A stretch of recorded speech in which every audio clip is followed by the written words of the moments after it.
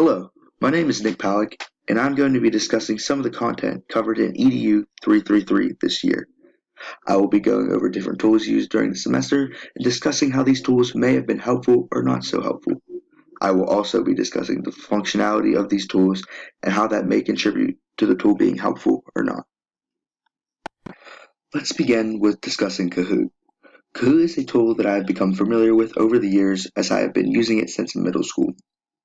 In order to use Kahoot, your instructor simply must make a teacher's account and create a test or quiz or survey using this portion of the tool. After doing so, the instructor will share a PIN number with the class and each student will sign into the Kahoot, either on a PC or cell phone device.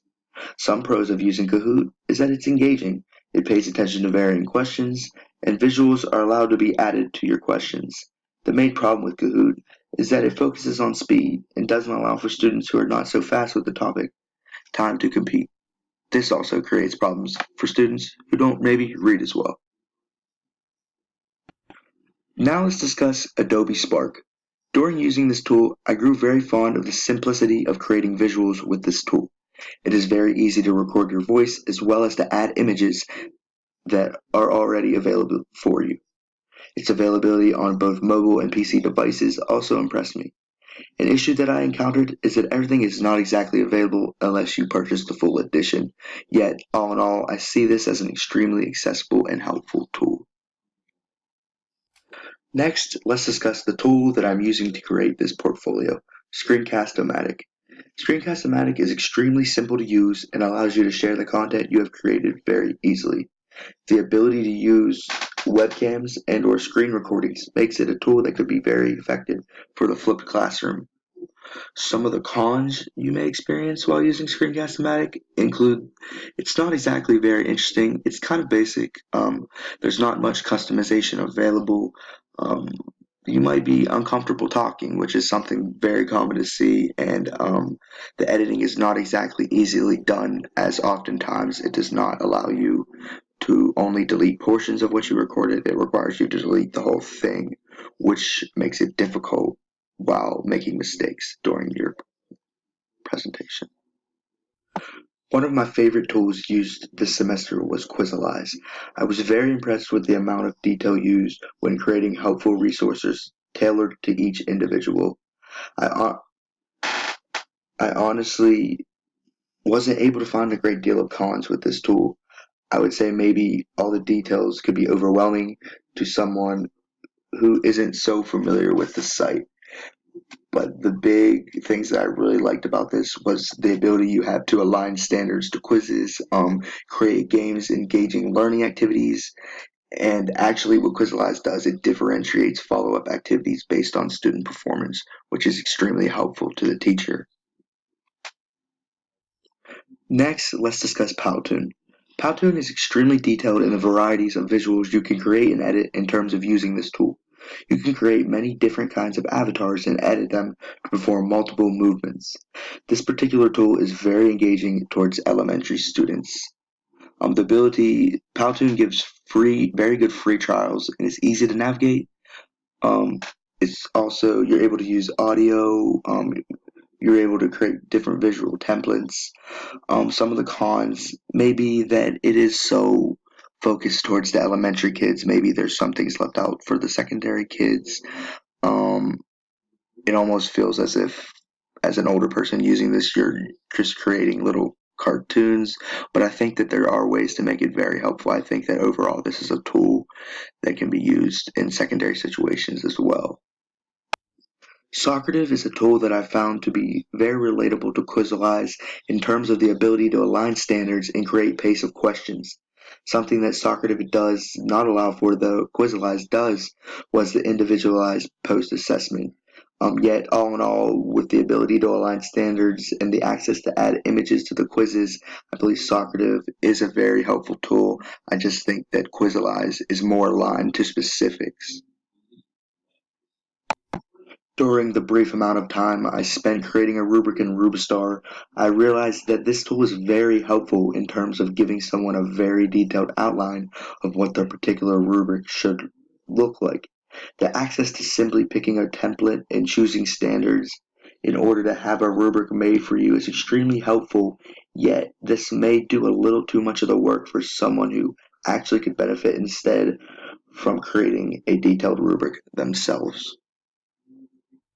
Piktochart infographics seem to be very resourceful for me, as I originally had planned on using this tool to create my final project.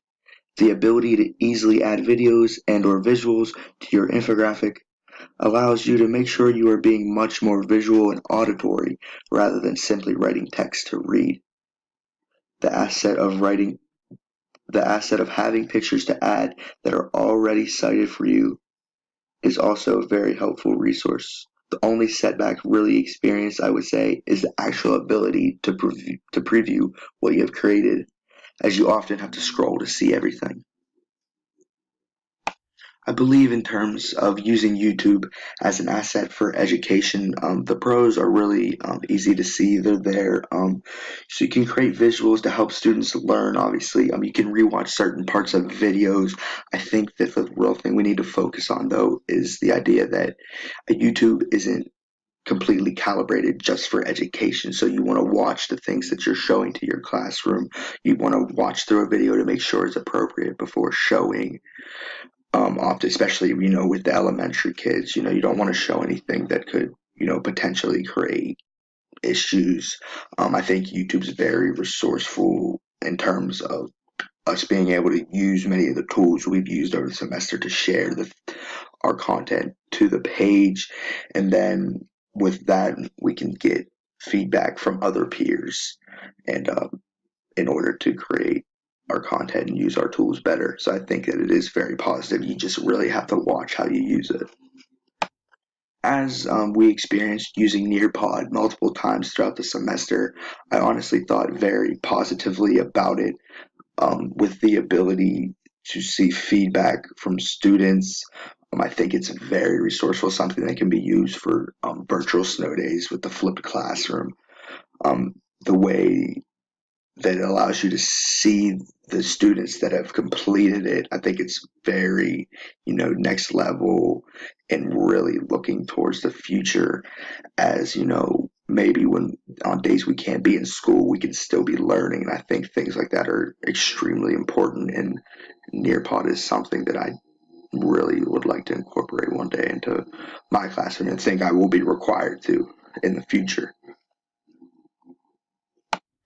I think that our experience in the classroom with Poll Everywhere was very positive, as the two people that were up there giving the presentation to us were able to see our thoughts and to understand, the context that we had of the information being given. I think it's very positive, something that I would encourage a lot of people to use in their classrooms. I think a con of it is the way that the names of the people responding are shown on the board, as everyone in the class can see that. I think that could create problems.